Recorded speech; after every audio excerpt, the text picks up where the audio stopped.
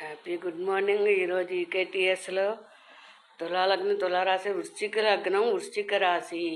చూడండి బాబు, ప్రపంచంలో గిల్లి కజ్జాలు పెట్టుకుంటూ ఉంటామన్న వాళ్ళలో ఎక్కువగా వృశ్చిక రాశి, వృశ్చిక లగ్నాన్ని మొదటగా చెప్పచ్చు. కానీ అందులో కూడా వృశ్చిక రాశి, వృశ్చిక లగ్నం 5వ స్థానాన్ని అధిపతిని బట్టి కూడా దీని యొక్క దెబ్బలాట్ల తీవ్రతలను చిన్న దెబ్బలాట్ల, పెద్ద దెబ్బలాట్ల అని విడదీయచ్చు. ఇలా గొడవలు కడుపు నిండా అన్నం తిని ప్రశాంతంగా నిద్రపోవడానికి ఇష్టపడని రాసులు అని చెప్పచ్చు అనమాట. ఇంక చూడండి వీళ్ళు ఎలా ఉంటారు, వృశ్చిక రాశి వాళ్ళు. అయితే వీళ్ళకి ఏంటి, డబ్బు, సంపద, అధికారం ఇవన్నీ ఉంటాయి. భౌతికంగా వీళ్ళు యావరేజ్గా ఉంటారు.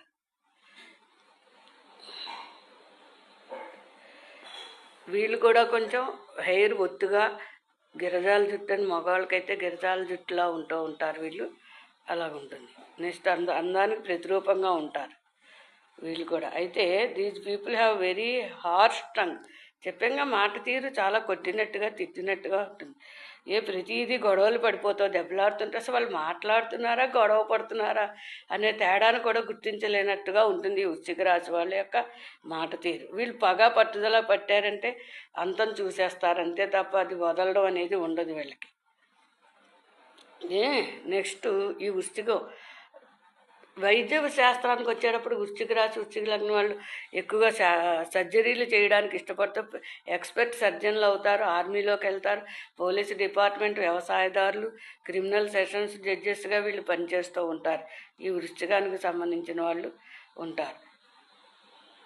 నెక్స్ట్ ధనుసు రాశి, ధనుర్లగ్నం. వీళ్ళు ఎంత ఆపోజిట్ దెబ్బలాటుకోరులో వీళ్ళు అంత శాంత స్వభావులు, మృదు స్వభావులుగా ఉంటారు ఈ ధనుసు రాశి, మీనరాశి వాళ్ళు.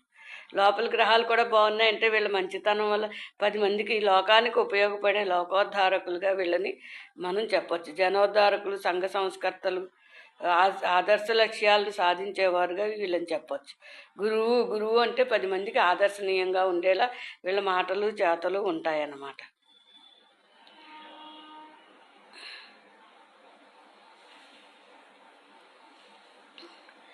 వీళ్ళ మనస్తత్వం వచ్చేటప్పటికి చక్కగా తొందరగా నిర్ణయాలు కూడా బాగానే తీసుకుంటారు, ధైర్యంగా ఉంటారు. మంచి మంచి ఆదర్శాలని చెప్పాను కదా, 10 మందికి ఉపయోగపడతారు. మంచి గైడుగా, డైరెక్టర్గా, మంచి తల్లిదండ్రులుగా ఈ ధనుర్మీన రాశిలో పుట్టినటువంటి వాళ్ళని మనం చెప్పవచ్చు అన్నమాట. ఎప్పుడూ పని చేస్తూనే ఉంటారు, ఏదో ఒక వర్క్ చేస్తూనే ఉంటారు తప్ప ఖాళీగా ఉంటారు. నీతి నియమాలు, ధర్మాచరణ, రుజుమార్గం చెప్పాలంటే మాత్రం ఒక జాతక చక్రంలో గురుడున్న స్థానం, రవి ఉన్న స్థానాన్ని బట్టి మనం చెప్పచ్చు అనమాట. తల్లి లక్షణమో తండ్రి లక్షణాలు పోలి ఉంటారా, లేక తల్లిదండ్రులకు పూర్తి వ్యతిరేకంగా గ్రాండ్ పేరెంట్స్ పోలికల్లో ఉంటారా, ఆ వ్యక్తి అనేది జాతక చక్రం చూసేటప్పటికల్లా మనం పూర్తిగా చెప్పేయచ్చు అనమాట. మంచి PhD degree, philosophy, MA, MPhil ఇలా పెద్ద పెద్ద చదువులన్నీ కూడా వీళ్ళకి వస్తాయి.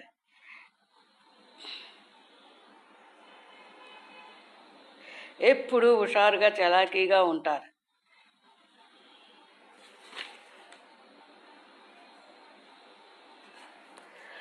అయితే ఈ గురుగ్రహ వ్యక్తులు పొరపాటును కానీ గురుగ్రహ వ్యక్తులను అవమానించినా, అనుమానించినా వీళ్ళు మొత్తం పనిని వదిలేస్తారు. ఇంకటి కేసు కూడా వెళ్ళరు, వాళ్ళ దారిని వాళ్ళు మీ పనులు మీరు చేసుకోండి అని వదిలేస్తారన్నమాట.